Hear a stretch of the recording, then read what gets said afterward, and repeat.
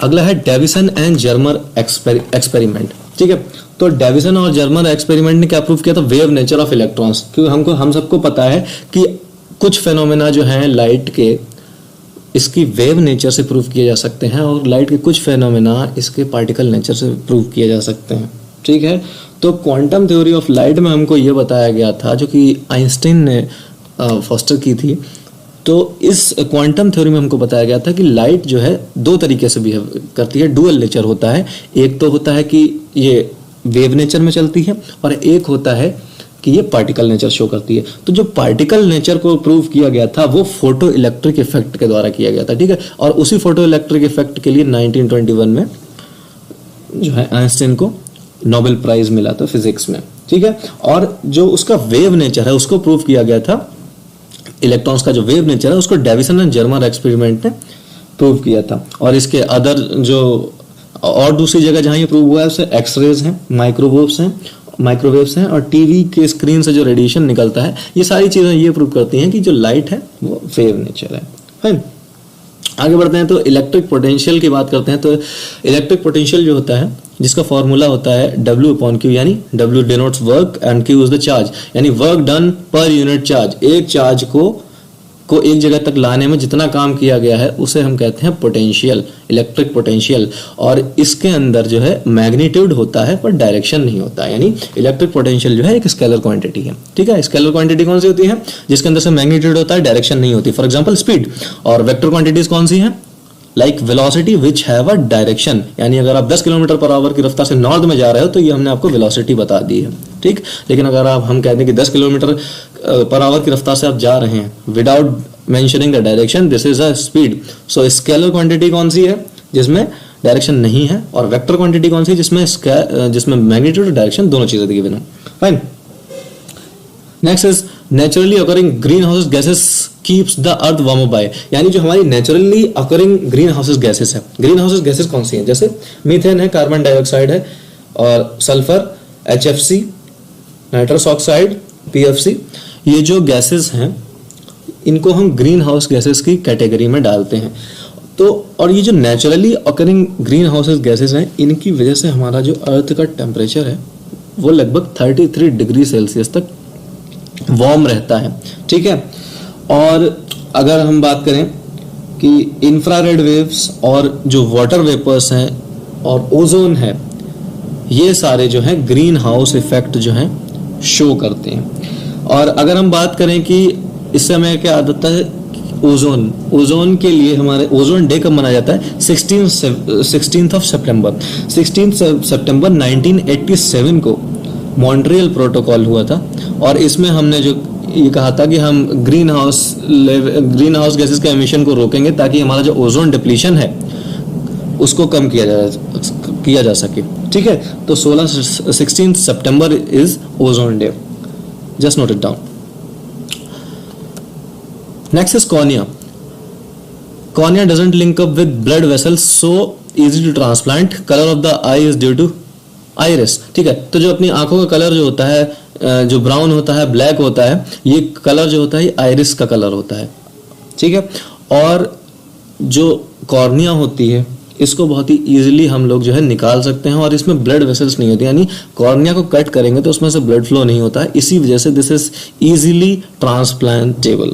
ठीक है, अगर हम बात करें कि सबसे पहले जब हमारे सामने कोई रोशनी आती है, हमारी आंख में सबसे पहले कॉर्निया फेस करती है कोई भी लाइट्स। अगर हम एक लाइट को अपनी आंख की तरफ आते हुए देखते हैं तो सबसे पहले कॉर्निया के अंदर वो लाइट घुसती है, और कॉर्निया के बाद जाती है वो प्यूपिल में। प्यूपिल को रेगुलेट करता है आइरिस। ठीक है, और प्यूपिल के बाद जाती है वो क्रिस्टलाइन लेंस के अंदर। क्रिस्टलाइन लेंस उसको फोल्ड करता है, उसको एडजस्ट करता है इस तरीके से कि वो डायरेक्टली रेटिना पे जाए। ठीक है, तो कॉर्निया, प्यूपिल, आइरिस, क्रिस्टलाइन लेंस, फिर जाके गिरती है जाके रेटिना पे। ठीक है, दिस इज हाउ। एंड उसके बाद जो रेटिना जो है उससे जो नर्व सेल्स हैं उनसे निकलती हुई हमारे ब्रेन तक इंफॉर्मेशन पहुंचाती है। ठीक, तो क्योंकि ये जो है हमारी आंख के अंदर एक रेटिना पे इमेज फॉर्म होती है, यानी इस पे एक पर्दा बनता है, तो ये एक रियल इमेज हो गई। ठीक है, तो हमारी आंख पे जो इमेज बनती है वो रियल इमेज हो जाती है। ठीक, नेक्स्ट इज हेरिडिटरी डिजीजेस। अगर हम बात करें हेरिडिटरी मीन्स अनुवांशिक, that are transferred from your parents. तो थैलेसेमिया, थैलेसेमिया एक डिजीज है जिसमें क्या होता है कि हीमोग्लोबिन जो है अब्सेंट हो जाता है और ऑक्सीजन और कार्बन डाइऑक्साइड का जो ट्रांसपोर्ट है जो कि हीमोग्लोबिन करता है वो रुक जाता है। तो जो थैलेसेमिया के जो पेशेंट्स होते हैं उनको रेगुलर बेसिस पे अपना ब्लड जो है वो चेंज कराना पड़ता है, ठीक है। Next is colour blindness. Colour blindness की बात करें तो ये भी एक जेनेटिक डिजीज है, हेरिडेटरी डिजीज है। तो इसमें क्या होता है, रेड एंड ग्रीन पिगमेंट जो है आपको कलर का वो दिखना कम हो जाता है, वो दिखना बंद हो जाता है, ठीक है। तो और कलर ब्लाइंडनेस, और ये वो डिजीजेस हैं जिनका कोई भी अभी तक हमारे पास कोई भी सॉल्यूशन नहीं है, ठीक है।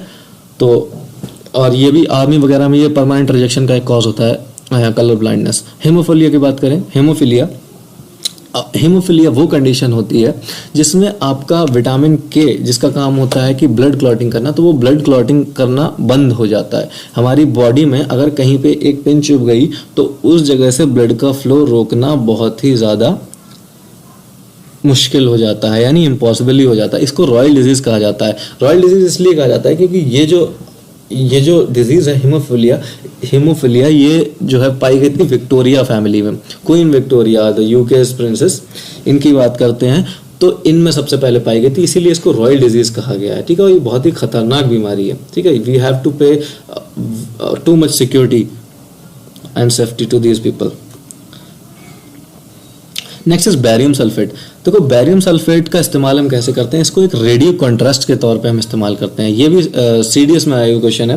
Barium sulphate is used as radio contrast agent in x ray imaging. जब हम एक्सरे इमेजिंग करते हैं तो हम एक व्यक्ति को जिसका भी एक्सरे कराना है उसको हम बैरियम सल्फेट खिलाते हैं, ठीक है। The person is made to consume barium sulphate before endoscopy, ठीक है। उसके अंदर का जो भी है स्कोपी करने से पहले, एंडोस्कोपी करने से पहले एक्सरे के थ्रू तो हम उसे बैरियम सल्फेट खिलाते हैं, ठीक है। और एक्सरे को डिस्कवर किसने किया था, रोंटगेन ने, fine. The next is fission. अगर हम बात करें फिजन और fusion, quite confusing sometimes for some people. तो फिजन जो होता है, फिजन का मतलब होता है दो टुकड़ों में बंटना। फॉर एग्जाम्पल एक यूरेनियम को जब हम एक न्यूक्लियस का बम्बार्डमेंट करते हैं तो ये बैरियम और क्रिप्टॉन में टूट जाता है, ठीक है। तो फिजन का मतलब होता है breaking down of N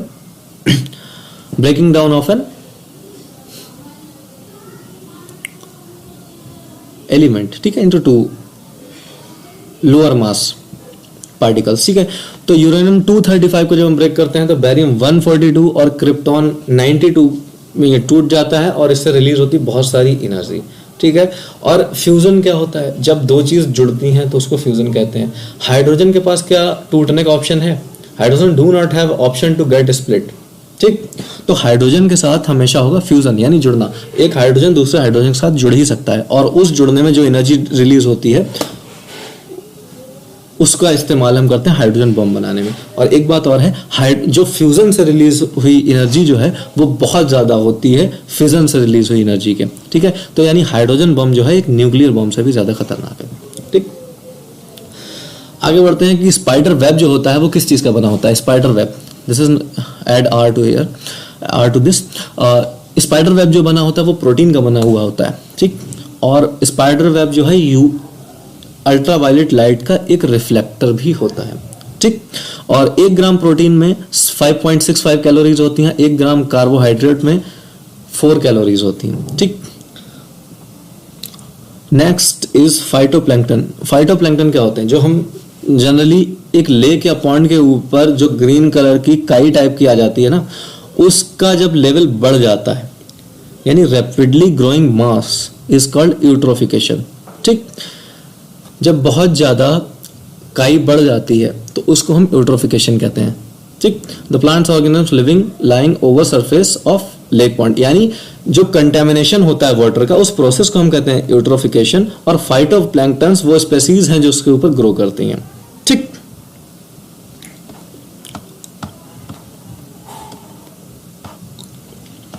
the next is apparent magnitude related to brightness of star. Apparent magnitude क्या होता है, देखो अपेरेंट मैग्नीट्यूड एक वो फैक्टर है जिससे हम ये बताते हैं किसी भी स्टार का ब्राइटनेस कितनी है, और अपेरेंट मैग्नीट्यूड जो है वो इन्वर्सली प्रोपोर्शन होता है एक स्टार की ब्राइटनेस के। यानी एक एग्जांपल से हम समझते हैं कि जो सन, एक हमारे सोलर सिस्टम में जो सन है, जो हमको सबसे ज़्यादा अर्थ से दिखाई देता है, उसका जो अपेरेंट मैग्नीट्यूड है वो नेगेटिव है, यानी वो इसीलिए वो ब्राइटेस्ट है। ठीक है, अगर हम नेपट्यून की बात करें जो हमें देखा, जो हम आसानी से नहीं देख सकते, उसका जो अपेरेंट मैग्नीट्यूड है वो पॉजिटिव है। तो यहाँ पे ध्यान बस इतना रखना है कि जो अपेरेंट मैग्नीट्यूड जो होता है किसी भी स्टार का, वो इन्वर्सली प्रोपोर्शन होता है उसके ब्राइटनेस का, यानी जितनी ब्राइटनेस होगी उतना कम उसका अपेरेंट मैग्नीट्यूड होगा। ठीक, sudden bursting of a cycle tube is adiabatic process. ठीक है, अगर टायर एकदम से बर्स्ट हो जाता है तो वो प्रोसेस कौन सी होती है? थर्मोडायनेमिकल प्रोसेस कौन सी होती है? एडियाबैटिक प्रोसेस होती है। एडियाबैटिक प्रोसेस कौन सी होती है? जिसमें there is no gain of heat और no heat is lost by the system, यानी उस टायर में कोई भी हीट ना आई है ना उस टायर से कोई हीट बाहर गई, यानी change is heat is equal to zero, that is a adiabatic process. Fine. Electron का जो स्पिन था वो किसने डिस्कवर किया था? स्टर्न गर्लैच ने। ठीक है, इलेक्ट्रॉन का जो स्पिन होता है positive and negative, plus half and minus half, we do not, वो जो है स्टर्न गर्लैच ने इन्वेंट किया था। और ये जो वैल्यू ऑफ जी है, ये जी गलत लिखा है यहाँ पे, Cavendish, this value of G that is 9.8 metre per second square, ये इन्वेंट की थी गैलीलियो ने। ये कैवेंडिश गलत लिख गया यहाँ पे, आप इसको गैलीलियो कीजिए। कैवेंडिश ने जो वैल्यू सर्च की थी, जो फाइंड की थी, वो वैल्यू थी न्यूटन्स जो लॉ ऑफ ग्रेविटेशन था, जो था force is equals to m1 m2 upon r square, the product of the force between two massive objects is directly proportional to product of their mass and inversely proportional to square of the distance between them। तो इसके बीच का जो constant होता था g, उसकी value Cavendish ने find की थी। तो g की वैल्यू क्या थी आप नोट कर सकते हैं, 6.67 इंटू 10⁻³ मीटर क्यूब पर kg पर second square. Fine. The next is reciprocal of magnetic permeability is reluctivity। Magnetic permeability का जो रेसिप्रोकल होता है उसको हम कहते हैं रिलक्टिविटी, और मैग्नेटिक परमेबिलिटी की जो यूनिट है वो है हेनरी पर मीटर। ठीक, अगर हम बात करें 1 मोल ऑफ ऑक्सीजन, इसमें कितने मॉलिक्यूल्स होते हैं ऑक्सीजन के? ठीक है, ऑक्सीजन क्या होता है O2, और इसमें कितने मॉलिक्यूल्स? 1 मोल बराबर कितना होता है? 6.022 इंटू 10⁻23 मॉलिक्यूल्स। ठीक है, 1 मोल में इतने मॉलिक्यूल्स होते हैं ऑक्सीजन के। लेकिन अगर हम बात करें एटम्स के, क्योंकि एक मॉलिक्यूल तो ऑक्सीजन है, यानी O2 है, O2 की फॉर्म में वो स्टेबल रहता है। ठीक है, तो इतने मॉलिक्यूल्स हो गए। लेकिन अगर हम बात करें एटम्स की, तो एटम्स कितने हो गए? 2 बार O है ना, तो 2 टाइम्स हो गए एटम्स अपने मॉलिक्यूल्स के। Fine, moving to the next question. बात करते हैं हम आयरन ओर्स की। तो हमारे पास आयरन ओर्स के कुछ टाइप्स लिखे यहाँ पे, आप नोट कर सकते हैं, haematite, magnetite, limonite, siderite and iron pyrite.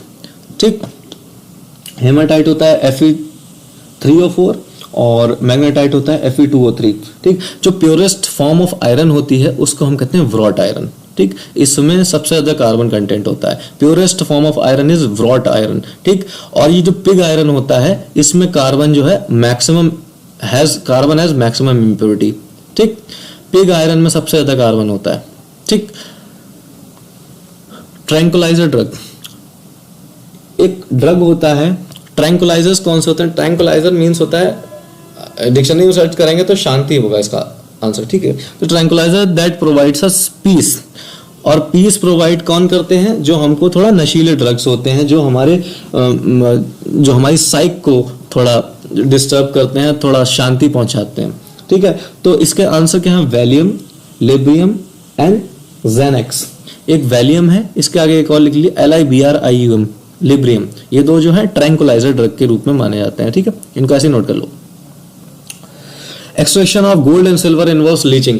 एक लीचिंग प्रोसेस होती है, साइनाइड के साथ जब हम लीचिंग करते हैं तो उस प्रोसेस से हम गोल्ड और सिल्वर को ऑब्टेन करते हैं इसके ओर्स से। ठीक है, there is one more question, that is DNA और RNA। DNA को जो हम RNA में कन्वर्ट करते हैं तो वो जो प्रोसेस होती है उसको हम कहते हैं transcription. DNA, when DNA changes into RNA the process called transcription. और आरएनए को प्रोटीन बनाने में जो प्रोसेस इन्वॉल्व होती है उसको हम ट्रांसलेशन कहते हैं। ठीक है, ठीक है।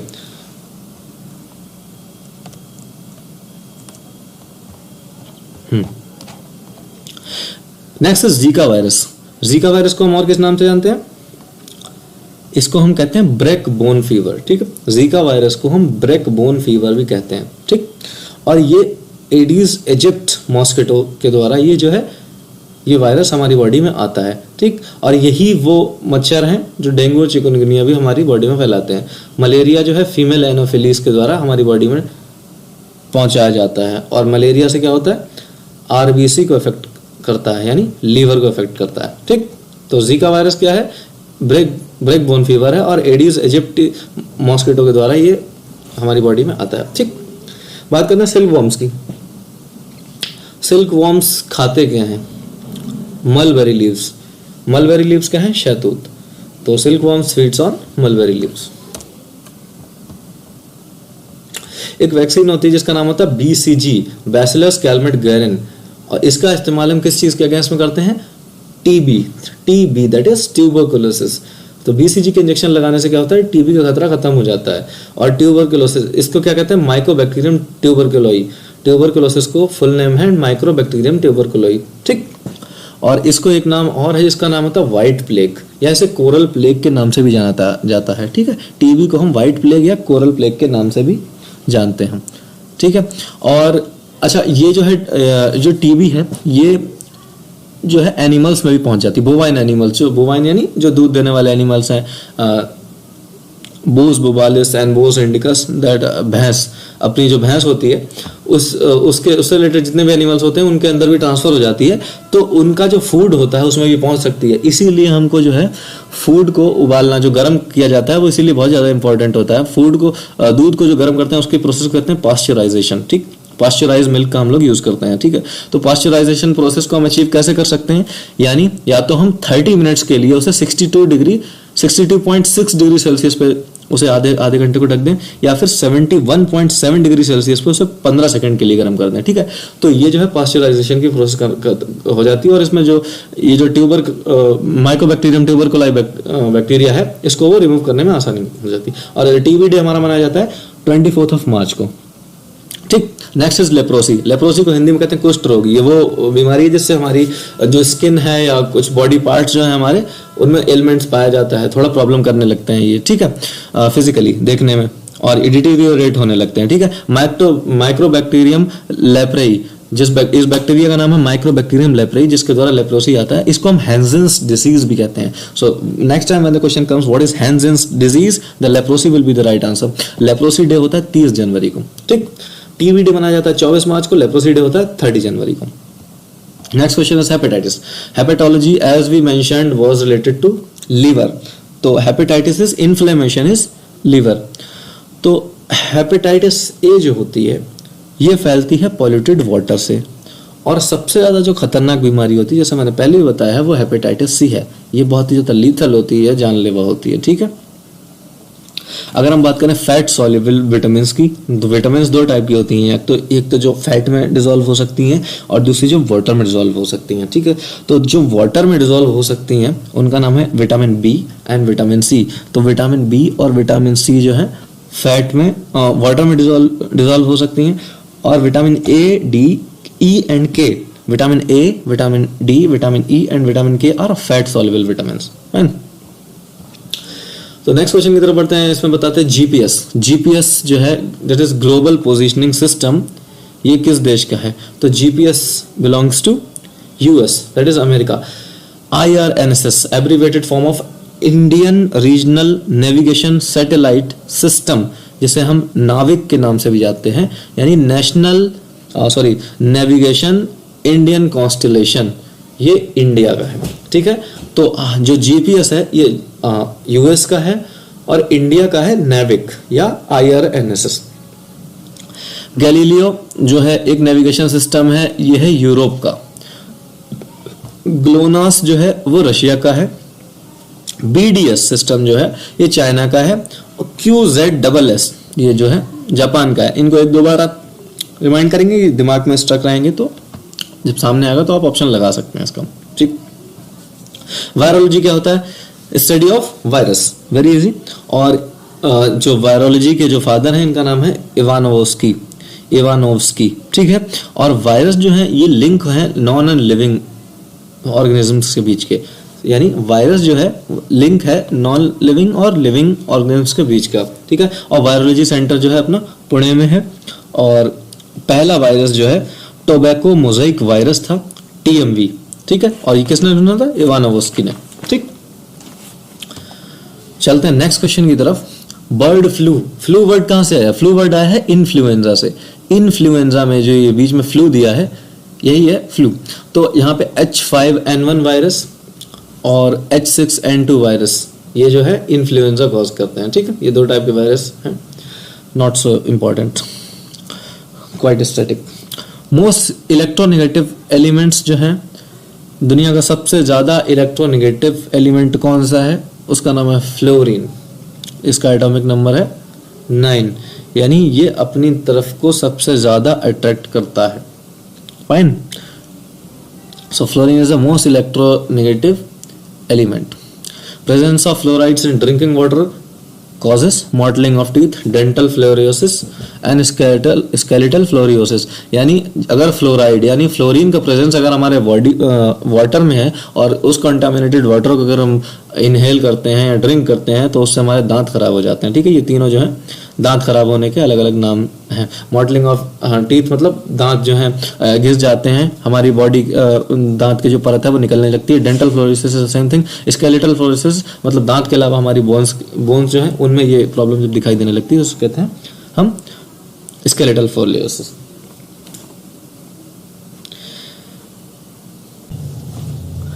The next is epinephrine. Epinephrine जो है वो एक दूसरा नाम है एड्रेनलिन ग्लैंड का। एक ग्लैंड होता है जिसका नाम होता है एड्रेनल ग्लैंड और ये प्रेजेंट होता है हमारी दोनों किडनीज के ऊपर। ठीक है, तो और ये क्या सिक्रेट करता है? एक हार्मोन सिक्रेट करता है जिसका नाम होता है एड्रेनलिन हार्मोन। ठीक है, और इस हार्मोन को हम एक और नाम से जानते हैं, that is 3F, fight, fear और फ्लाइट हार्मोन। ये वही हार्मोन है जो हमें लड़ाई के वक्त काम आता है, जब हमें डर लगता है और हम भागते हैं, और फ्लाइट यानी भाग जाना, फियर यानी जब हमें डर लगता है तो हमारी बॉडी में जो हार्मोन रिलीज होता है ये वही हार्मोन है। ठीक है, जब कुत्ता पीछे पड़ जाता है हमारी स्पीड जो है नॉर्मल से ज़्यादा बढ़ जाती है, या किसी भी डेंजरस सिचुएशन में जब हम भागते हैं तो उसको वो जो हार्मोन रिलीज होता है उसको कहते हैं एड्रेनलिन हार्मोन। ठीक है, इसे इमरजेंसी हार्मोन के नाम से भी जानते हैं। Next is what is the major function of platelets. तो प्लेटलेट्स का जो मेजर फंक्शन है वो है ब्लड क्लॉटिंग करना, और इसको हम थ्रोम्बोसाइट्स भी कहते हैं। प्लेटलेट्स को हम थ्रोम्बोसाइट्स भी कहते हैं। और the average platelet count and normal platelet count in a human being is between 1.5 lakh and it ranges approximately about 4 lakhs। Fine, the next is an electron and photon have same de Broglie wavelength, what does it imply? ठीक है, अगर एक electron और एक photon है, अगर उनकी de Broglie wavelength यानी सिंपल टर्म्स में अगर उनकी वेवलेंथ सेम है तो उनका जो है क्या सेम होगा? तो इसका राइट आंसर है लीनियर मोमेंटम। फाइन, क्योंकि हमको पता है जो वेवलेंथ का फॉर्मूला है वो है प्लैंक कांस्टेंट अपॉन मोमेंटम। ठीक, तो इसमें प्लैंक कांस्टेंट भी एक कांस्टेंट है, और वेवलेंथ अगर हमने फिक्स कर दी किसी चीज़ की तो सेम जो हो जाएगा वो उसका मोमेंटम हो जाएगा। ठीक, क्योंकि h और लैम्डा सेम होगा तो यहाँ पे उनका मोमेंटम भी सेम रहेगा। ठीक,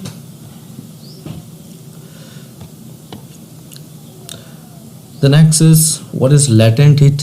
लैटेंट हीट जो होती है वो एक हिडन हीट के तौर पे काम करती है, और ये वो हीट होती है जो या तो किसी सब्सटेंस में निकल जाती है या उसमें ऐड हो जाती है। किस समय?